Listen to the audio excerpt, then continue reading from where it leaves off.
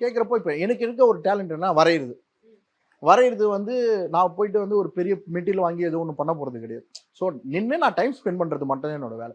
So அங்கே இருக்க auto ஸ்டாண்டில் இருக்கவங்களாம், தம்பி நீ வரைகிறதா இருந்தால் நாங்கள் பெயிண்டிங்லாம் வாங்கி தரோம், இந்த இடத்த கொஞ்சம் நல்லா அழகாக மாற்றிடலாம், மாற்றிட்டா இந்த மாதிரி வார்த்தைகள்லாம் பேச மாட்டாங்க, நம்ம இடத்துல நம்ம குழந்தைங்க கூப்பிட்டு வந்து உட்கார முடியும், பேச முடியும் அப்படின்னாங்க.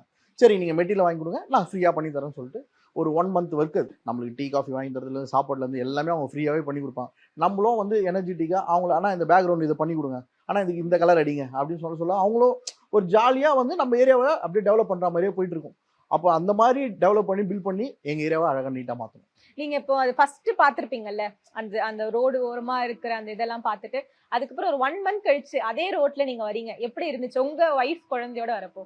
நான் போகிறப்பே பார்த்தீங்கன்னா அந்த விங்ஸ்லாம் வரைஞ்சிருப்பேன். அங்கே நிறைய பேர் வந்து ஃபோட்டோ ஷூட் மாதிரி எடுத்து அழகாக ஃபோட்டோ எடுக்கிறாங்க. அந்த போட்டில் கால் வச்சு ஏறுற மாதிரிலாம் எடுக்கிறப்போ, ஓ நம்ம தான் இது பண்ணோமா, இவ்வளோ பேர் ரசிக்கிறாங்க அப்படின்னு சொல்லிட்டு